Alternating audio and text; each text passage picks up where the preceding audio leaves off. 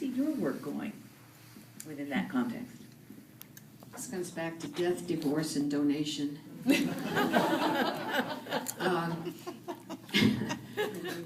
I think it's amazing because it has changed women's lives. Absolutely changed women's lives. I mean, we know that for a fact. The only thing I fear is that, personally, I've created a lot of work, and there's not enough institutions in the world to acquire the work, which is why you need to support this museum, because this museum has 850 objects, and it takes a lot of money just to turn those lights on every day, and also let alone the insurance and everything else that goes into it. Ask any board member, we all go, oh my God, you know.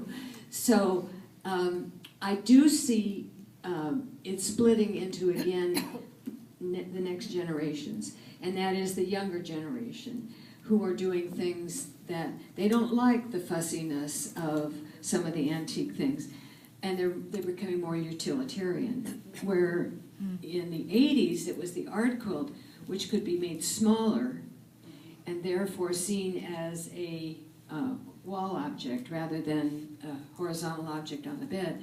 But now the younger generation are doing it for home dec. They want to decorate their homes.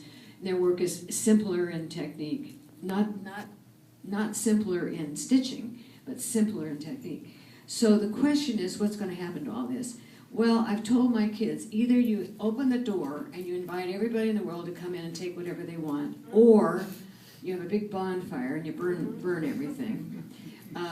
And it is a problem, because I'm facing, unlike some people, I'm facing a deadline. I mean, statistics are not on my side, although I'm hoping to go to 92, although they just gave me my driver's license for 5 more years. So anyway, so I really don't know. I've approached this question for years about what do you do with the work you have accumulated and acquired. Because, I mean, for instance, just the work I have on my walls of paintings that I've acquired, not by myself, but other people.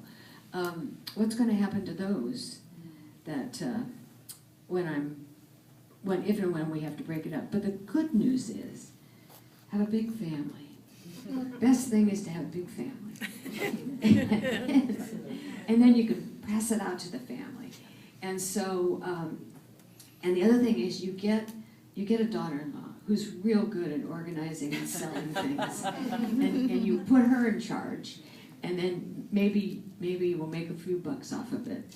So, but it is an interesting thing, but I think technology is coming into it. But interestingly enough, the article about our technology show was the author wanted us to see it take it further. Take it further. But certainly that piece in the other room, the model arrived. Taking it into the other room, that piece in there, is certainly a fabulous piece. But my first question was, how do you store that? Now, I have a couple pieces at museums, and that's their problem, to store it. But that is always the question. I once went to the Museum of American Craft, which is now the Museum of Art and Design, and I walked in, and it was a glass exhibit. And I walked in, and I had quilts in the same gallery, big gallery, painted black. I walked in, there's nothing in there except this, on the diagonal, this boat made out of glass that looked like it was going to Valhalla. It had bones in it. It was on a steel structure. It took up the whole room. And I stood at the edge of the room and I went, how do you get this at 5th and 53rd Avenue in New York? And that's a woman thinking. See, a guy would say, I'm making this sucker that's at 50 feet long and I'm going to get it there, it doesn't matter how.